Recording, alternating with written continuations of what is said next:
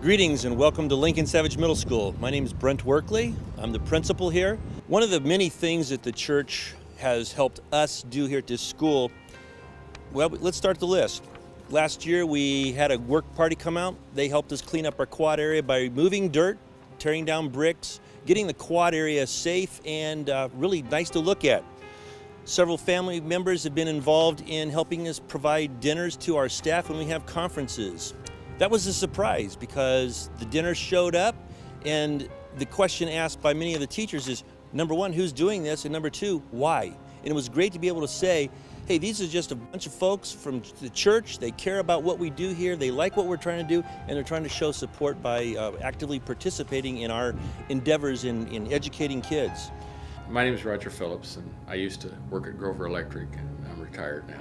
As far as projects are concerned, I've helped at the Women's Crisis Center. We helped remodel the kitchen out there and met some guys from church that I didn't know and improved some relationships there. And we're working out at Lincoln Savage, and we've helped paint some bathrooms, and we're looking at doing a landscape project at this point. You know, God gives you different gifts, and what I can do is I can work with my hands and do that sort of thing. It gives me a lot of joy to be able to do things for others. You get blessings. I mean, you can't outgive God. Well, I'm Carissa Hammer. I'm 18 years old and a senior at Grants Pass High School. After I graduate, I'm planning on attending Road Community College, starting my career there and see where God takes me from there. I love being involved in the community and just outreaching to other people, and I had a recent opportunity that your wife Janice offered to me at Lincoln Savage Middle School.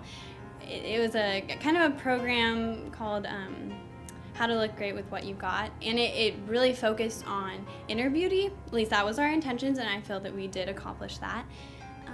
We didn't want to emphasize just makeup and hair and how to dress. Those were emphasized, but we kind of downplayed those because we wanted the girls to accept who they were from the inside out, not the inside or outside in, which the world tends to push that upon women. It was a great opportunity to also talk about purity and just what it means to be a woman, and kind of got to just open up with the girls, and they were so much fun, and they were just uplifting and cheerful, and they were very accepting of the program. They weren't skeptical at all. They're completely welcoming to us. So it was a great opportunity and a great experience.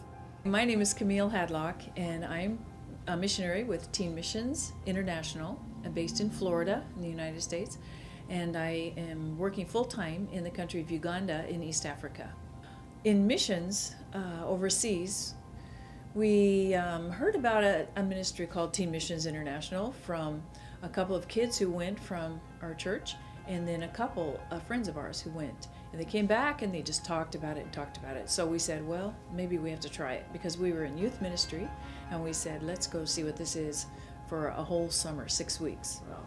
So after going through their training, we went and led a team that summer of 1988 is when it was, and we began moving our things and making the big move to shift our whole family to Merritt Island, Florida, where Teen Missions headquarters is. We were with Teen Missions full-time until 1995, I'll say, when we were taking a team to Nepal, and my husband just suffered either a heart attack or a stroke or something and suddenly passed away while we were with the team in Nepal. And that was obviously a traumatic change in our lives. People were coming to me, consoling me and saying, so what will you do now? And then I began to realize people must think that I was just in that ministry because my husband was. You know, wives follow husbands, and you do what your husband does.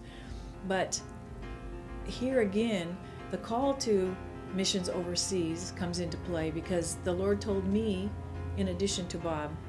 So I said to people, well, I'll just continue what I'm doing until the Lord tells me to do something different. The next time I went to Uganda, that year in December, there was a whole difference. in the way I saw things and what the Lord was showing me and the way I was thinking and perceiving things, and everything was positive, and I had confidence that I hadn't had before. And that's when I understood that a full-time call to go there would be possible because the Lord was going to be the strength that I needed and give me the wisdom and the ability to do the things that I hadn't felt able to do before that. Living in Uganda is not the easiest place in the world to live. You know, things are not as comfortable as they would be here for sure. And so it's a challenge, but I have perfect peace and joy in living there, knowing that what I'm doing is what I'm supposed to be doing in the Lord. But even though I'm living overseas in a difficult situation, and I know many people would say I can't do that, it doesn't mean that it's for everyone. The Lord calls some people, and He leaves some people where they are in their position that they are in, and all of us are missionaries. I'm going to speak for everybody, and I can do that. We are very humbled at all this. We certainly do not think of ourselves as heroes. We just wish to do our duty and make sure everybody gets home. So we like to offer our appreciation to the church and our home groups that have been very instrumental. All this is done, minus Wayne, nobody else had anything to do with this. This is all you. We really appreciate this. Like I said, we are very humbled. We certainly, we're very happy. Thank you.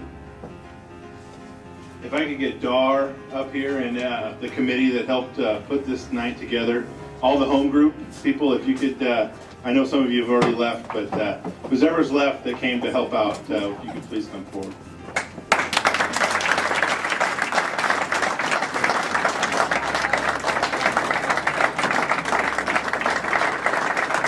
Not only to us, but the community.